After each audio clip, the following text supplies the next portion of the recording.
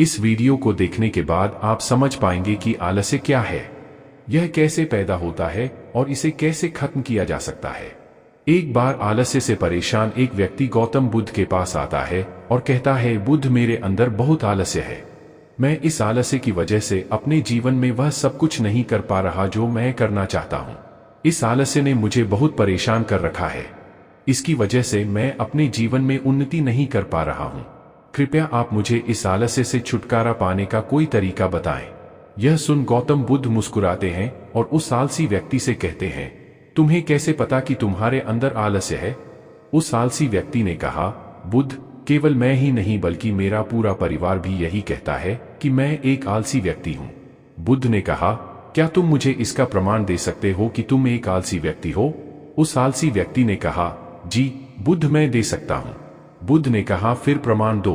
उस आलसी व्यक्ति ने कहा, बुद्ध, मैं यह तो जानता हूं कि सुबह उठना मेरे स्वास्थ्य और मेरे मन दोनों के लिए ही लाभकारी है, लेकिन मेरा आलस्य मुझे सुबह जल्दी उठने ही नहीं देता।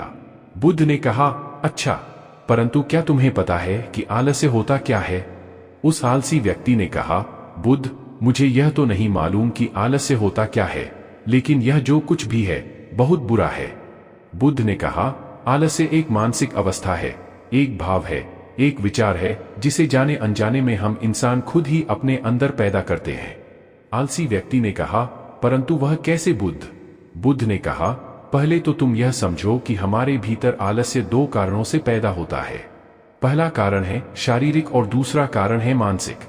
शारीरिक आलस्य का पहला कारण है भोजन। जब हम कोई ऐसा भोजन ग्रहण करते हैं जिसमें खुद कोई जीवन नहीं है, तो यह भोजन हमारे शरीर के लिए बोझ बन जाता है और फिर यह हमारे अंदर आलस्य पैदा करता है, क्योंकि हमारा शरीर भोजन से मिलने वाली ऊर्जा के सहारे चलता है और फिर हम इसे जैसा भोजन देते हैं वैसी ही ऊर्जा हमारे शरीर को भी प्राप्त होती है। इसलिए अगर तुम आलस्य से बचना चाहते हो तो आसानी से पचने वाली और सीधे प्राकृतिक से प्राप्त होने वाले भोज्य पदार्थों को अपने भोजन में शामिल कर दो। शरीर के स्तर पर आलस्य का दूसरा कारण है गलत तरीके से चलना, गलत तरीके से बैठना और गलत तरीके से लेटना। गौतम बुद्ध ने आश्रम के भिक्षुओं की तरफ इशारा करते हुए उस आलसी व्यक्ति से कहा, अगर तुम ध्यान से देखो तो तुम्हें आश्रम के इन भिक्षुओं के चलने, बैठने और लेटने की अवस्थाओं में एक विशेष प्रकार का संतुलन नजर आएगा। जब ये चलते हैं तो इनके पैरों के बीच एक तालमेल होता है। जब ये बैठते हैं तो इनकी रीढ़ की हड्डी एकदम सीधी होती है और गर्दन थोड़ी सी ऊपर होती है, और जब ये लेटते हैं तो इनका शरीर एकदम शिथिल होता है।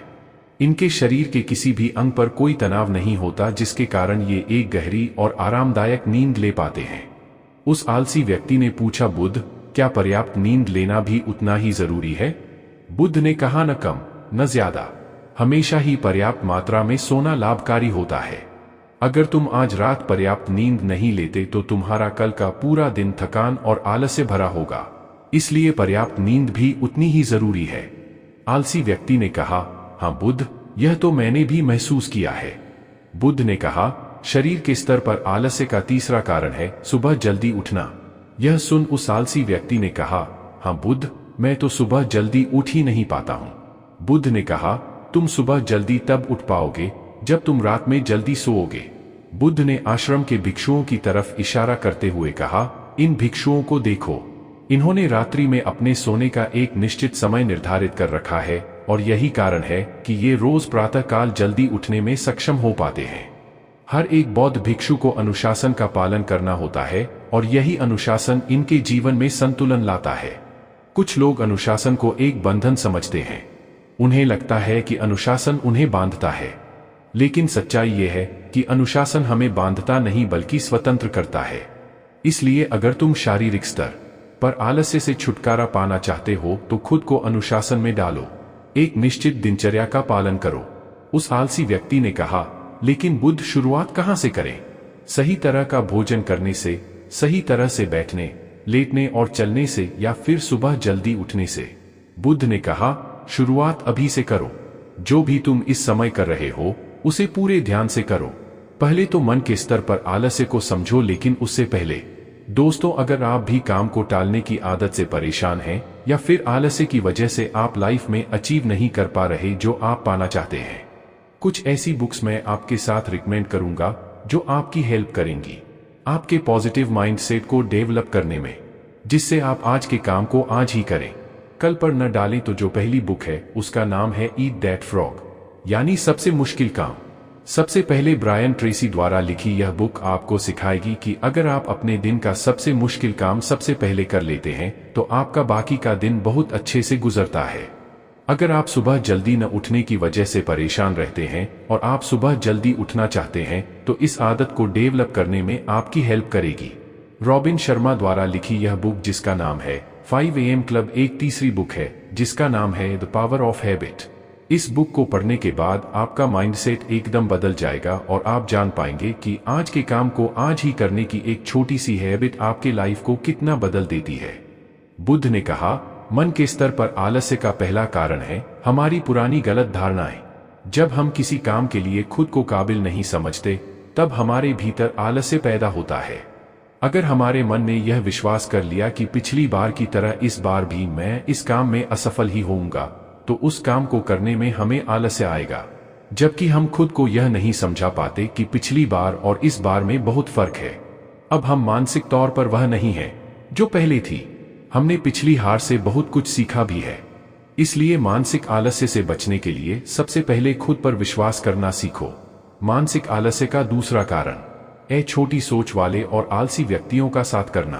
कई बार ऐसा होता है कि हम खुद आलसी नहीं होते, लेकिन कुछ आलसी और कामचोर लोगों के साथ रहते रहते हम खुद भी आलसी और कामचोर बन जाते हैं। यह सुन उस आलसी व्यक्ति ने कहा, हाँ बुद्ध, यह तो मैंने भी महसूस किया है। बुद्ध ने कहा, तो सबसे पहले आलसी और कामचोर लोगों की संगति में रहना छोड़ो। बुद्ध ने आगे कहा, मानसिक आलस्य का तीसरा कारण है काम को टालने की आदत। काम को टालना आलस्य और मानसिक तनाव का सबसे बड़ा कारण है। शुरुआत में तो हमें पता नहीं चलता, लेकिन धीरे धीरे यह आदत हमारे अंदर घर कर जाती है और यह एक अकेली आदत ही किसी भी इंसान की जिंदगी बर्बाद करने के लिए काफी है। इसलिए जो काम आज किया जा सकता है उसे कल पर कभी न टालें। बुद्ध ने कहा, मानसिक आलस्य का चौथा कारण है लक्ष्य का स्पष्ट न होना। मान लो तुम किसी बड़े से रेगिस्तान में फंस चुके हो और तुम्हें जोरों की प्यास लगी है, तब तुम क्या करोगे? उस आलसी व्यक्ति ने कहा, मैं पानी की तलाश करूंगा। मैं कोशिश करूंगा कि जल्द से जल्द रेगिस्तान के पास वाले गांव में पहुंच जाऊं। बुद्ध ने कहा, लेकिन अगर बहुत कोशिश करने के बाद भी तुम्हें पानी न मिले? तब उस आदमी ने कहा, मैं तब भी प्रयास करता रहूंगा क्योंकि मेरे पास और दूसरा कोई विकल्प नहीं होगा। गौतम बुद्ध ने मुस्कुराते हुए कहा, इंसान को आलस्य तभी घेरता है जब उसके पास कोई स्पष्ट लक्ष्य न हो या फिर उसके समक्ष बहुत से विकल्प उपलब्ध हों। इसलिए लक्ष्य का निश्चित होना परम आवश्यक है। अगर तुम सुबह उठकर व्यायाम नहीं कर पा रहे हो तो उसका कारण तुम्हारी नजर का स्पष्ट न होना है। अभी तुम भविष्य में होने वाले रोगों और उन रोगों से होने वाली पीड़ा को स्पष्ट रूप से महसूस नहीं कर पा रही हूं। बुद्ध ने आगे कहा, मन के स्तर पर आलस्य का पांचवां कारण है किसी काम को करने की कोई बड़ी वजह न होना। मान लो तुम बहुत से कीमती गहने लेकर एक सुनसान रास्ते से गुजर रहे हो। तुम चलते चलते बहुत थक चुके हो और तुम्हारा बैठने का मन कर रहा है और तुम एक बड़े से पेड़ के नीचे आराम करने के लिए बैठ जाते हो। तुम अभी बैठे ही थे कि तुमने देखा कि दूर से कुछ डाकू तुम्हारी तरफ भागी आ रहे हैं। तो क्या ऐसी परिस्थिति में भी तुम्हारा आलस्य तुम्हें भागने से रोक सकेगा? नहीं ना? तो मेरी एक बात को समझो, तुम्हारा आलस्य केवल तुम्हें उन्हीं कामों को करने से रोक सकता है जिन्हें करने की तुम्हारे पास कोई बड़ी वजह नहीं है। वह आलसी व्यक्ति कहता है, आपका बहुत बहुत धन्यवाद बुद्ध, आपसे मुझे आलस्य का सारा खेल समझ आ गया। गौतम बुद्ध कहते हैं, मेरी एक बात हमेशा याद रखना, जहां स्पष्टता है और काम को करने की कोई बड़ी वजह है, वहां आलस्य हो ही नहीं सकता। अगर आपको यह कहानी अच्छी लगी होगी तो वीडियो को लाइक करके चैनल को सब्सक्राइब करें और कमेंट में नमो बुद्धाय लिखना ना भूलें।